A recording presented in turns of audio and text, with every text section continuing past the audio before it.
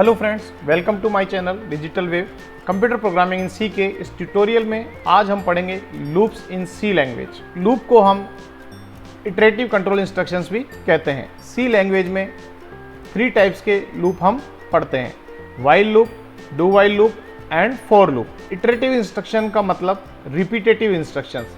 अगर किसी भी एक पर्टिकुलर इंस्ट्रक्शन को हमें प्रोग्राम में बार बार एग्जीक्यूट करवाना है तो हम लूप इंस्ट्रक्शंस की हेल्प लेके उसे हमारी कंडीशंस के अकॉर्डिंग कितनी भी बार एग्जीक्यूट करवा सकते हैं।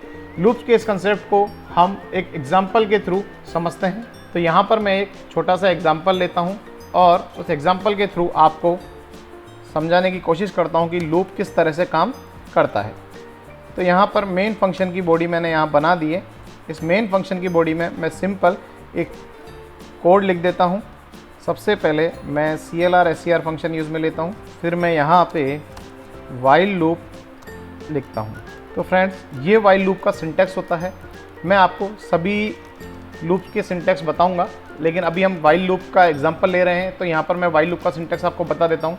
तो वाइल लूप में वाइल कीवर्ड के साथ हमें कंडीशन लिखनी होती है। वो कंडीशन किसी भी ऑपरेटर की हेल्प से हम यहाँ पर डाल सकते हैं, कोई एक्सप्रेशन भी हो सकती है। जब ये कंडीशन ट्रू होती है, जैसा कि हम इफ़ स्टेटमेंट में पढ़ चुके हैं कि जैसे ही कंडीशन ट्रू होती है तो वो इफ़ की बॉडी में एंटर होता है और जो भी इंस्ट्रक्शन वहाँ लिखे होते हैं उनको एग्जीक्यूट करता है। इसी तरह से यहाँ पर मैं एक सिंपल इंस्ट्रक्शन लिख देता हूँ प्रिंटफ स्टेटमेंट की हेल्प से। तो अगर वाइल लूप के अंदर ये कंडीशन जो मैंने लिखी है, अगर ये कंडीशन ट्रू होती है तो वो इसकी बॉडी में एंटर हो जाएगा। इन ब्रेसेस के बीच में जो भी कोड हम लिखेंगे वो वाइल की बॉडी को रिप्रेजेंट करेंगे। अगर ये कंडीशन ट्रू होती है तो ये कोड आपका एग्जीक्यूट हो जाएगा। अब यहाँ पर वाइल लूप मैंने आपको बताया कि इटरेटिव इंस्ट्रक्शन की तरह वर्क करता है। यहाँ ये कंडीशन यहाँ पर जैसा हमने इफ़ स्टेटमेंट में लिखी थी उसी तरह से लग रहा है। ये ब्लॉक भी हमें इफ़ स्टेटमेंट की तरह ही दिखाई दे रहा है, लेकिन वाइल लूप इफ़ स्टेटमेंट से बिल्कुल अलग तरह से काम करते हैं। इफ़ स्टेटमेंट में आपका कंडीशन ट्रू होने के बाद वो जो भी आपकी इफ़ की बॉडी में लिखा हुआ होता है उसे एग्जीक्यूट करता है और बाहर आ जाता है। लेकिन यहाँ पर ये कंडीशन जो हम लिखते हैं वो कंडीशन जब तक फॉल्स नहीं हो जाती है तब तक ये लूप यहाँ पे चलता ही रहता है।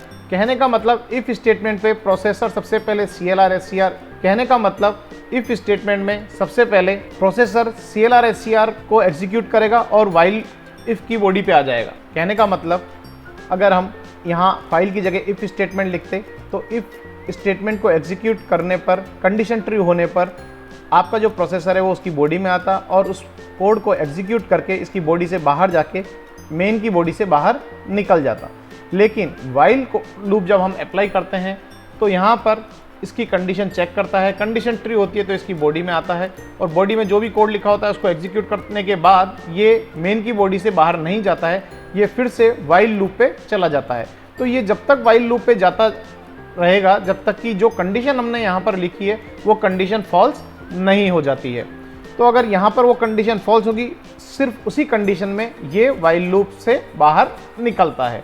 तो यहाँ पर मैं कोई कंडीशन डाल देता हूँ। अगर मुझे इस डिजिटल वेव वर्ड को 5 बार स्क्रीन पर प्रिंट कराना है तो मैं यहाँ पर लिख सकता हूँ 1 इज लेस देन 5। तो यहाँ पर ये जब भी प्रोसेसर इस कंडीशन को चेक करेगा तो ये कंडीशन को ट्रू पाएगा और इस डिजिटल वेव को ये प्रिंट कर देगा। तो यहाँ पर इस डिजिटल वेव को प्रिंट करने के बाद ये फिर से लूप मेन फंक्शन से बाहर नहीं जाएगा, ये फिर से यहीं पर आ जाएगा। तो जैसे ही यहाँ पर ये कंडीशन चेक करेगा, कंडीशन चेक करने के बाद ये फिर से यहाँ पर डिजिटल वेव प्रिंट कर देगा। यहाँ पर जो कंडीशन हमने दी है 1 इज लेस देन 5, ये कभी भी फॉल्स नहीं होने वाली है। तो ये लूप भी इनफाइनाइट टाइम चलता ही रहेगा। तो ये डिजिटल वेव यहाँ पर प्रिंट ही होता जाएगा। इसको रोकने के लिए हमें यहाँ पर कुछ चेंजेस करने होंगे। इस कंडीशन में कुछ वेरिएबल्स हमें पुट करने होंगे जिससे उनकी वैल्यू हम अपने अकॉर्डिंग रख सकें। तो मैं यहाँ पर 1 की जगह x वेरिएबल ले लेता हूँ और x वेरिएबल को यहाँ पर CLR SCR फंक्शन से पहले डिक्लेयर कर देता हूँ। डिक्लेयर करने के बाद मैं इस लूप को चलाता हूँ तो फिर से x की वैल्यू यहाँ पर हमने इनिशियलाइज नहीं की है, तो मैं पहले x की वैल्यू यहाँ पर इनिशियलाइज कर देता हूँ। तो मैंने x की वैल्यू यहाँ पर 0 इनिशियलाइज कर दी है। तो 0 इनिशियलाइज करने के बाद यहाँ पर आके ये कंडीशन चेक करेगा और कंडीशन चेक करने के बाद ट्रू होगी, फिर भी ये लूप इनफाइनाइट टाइम चलता रहेगा। तो यहाँ पर जो लॉजिक हमें सोचना है वो ये सोचना है कि हम x के ऊपर, इस वेरिएबल के ऊपर क्या ऑपरेशन परफॉर्म करें कि जब कभी भी ये स्टेटमेंट प्रिंट हो उसके बाद x की वैल्यू में कुछ चेंजेस आएँ, क्योंकि x की वैल्यू में अगर चेंजेस नहीं आएंगे तो ये कंडीशन कभी भी फॉल्स नहीं होने वाली है। तो मैं यहाँ पर x की वैल्यू चेंज करने के लिए उसके ऊपर कुछ ऑपरेशंस अप्लाई कर देता हूँ। तो मैं यहाँ पर x प्लस प्लस x को पोस्ट इंक्रीमेंट ऑपरेटर के साथ लिख देता हूँ।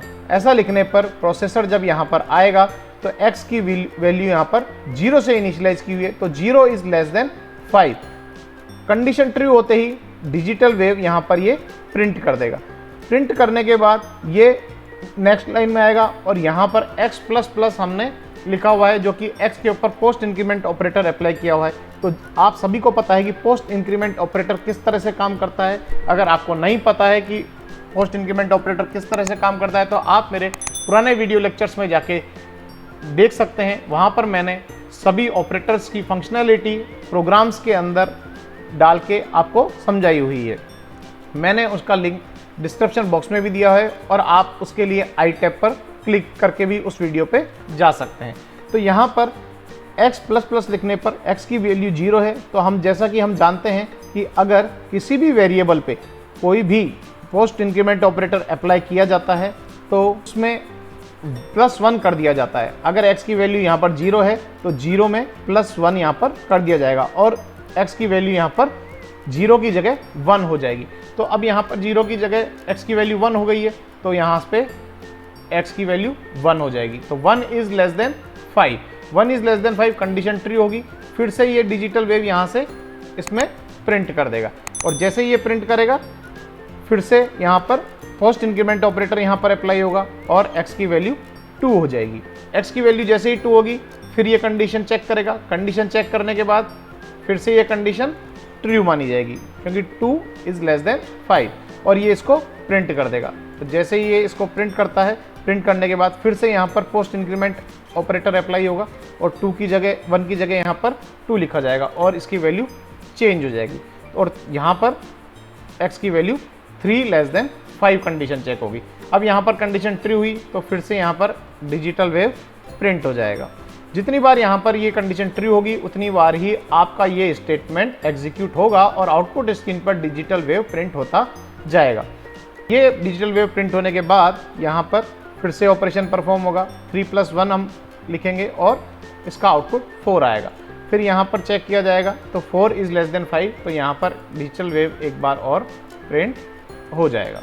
डिजिटल वेव यहाँ पर 5 बार प्रिंट हो चुका है। अब फिर से यहाँ पर ऑपरेशन परफॉर्म होगा 4 + 1 = 5।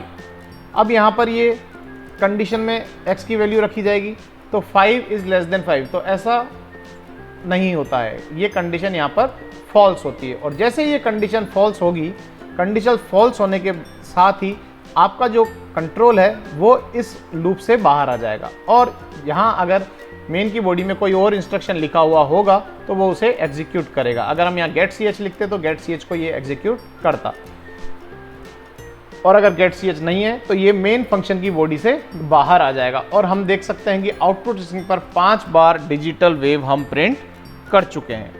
तो इस तरह से हम लूप के थ्रू किसी एक इंस्ट्रक्शन को बार बार रिपीट एग्जीक्यूशन में डाल सकते हैं। उसके लिए यहाँ पर हमें 3 चीज़ें ध्यान में रखनी होती है। वो क्या क्या होती हैं? सबसे पहला होता है इनिशियलाइजेशन। लूप के अंदर हम 3 तरह के ऑपरेशंस परफॉर्म करते हैं।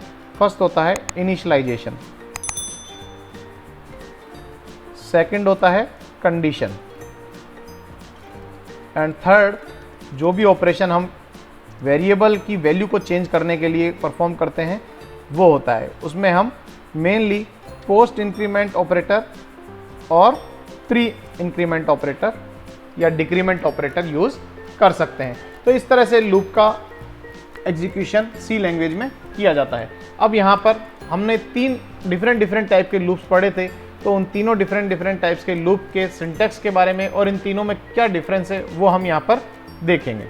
अगर आपको लूप के मैकेनिज्म में किसी भी तरह का कोई भी इशू हो कि किस तरह से लूप चलता है तो आप कमेंट सेक्शन में जाके क्वेश्चन पूछ सकते हैं। और अगर आपको इस वीडियो से लूप को समझने में कुछ हेल्प मिली हो तो आप इस वीडियो को लाइक करें, शेयर करें और मेरे अपकमिंग वीडियोस के लिए मेरे चैनल को सब्सक्राइब करें। Thank you.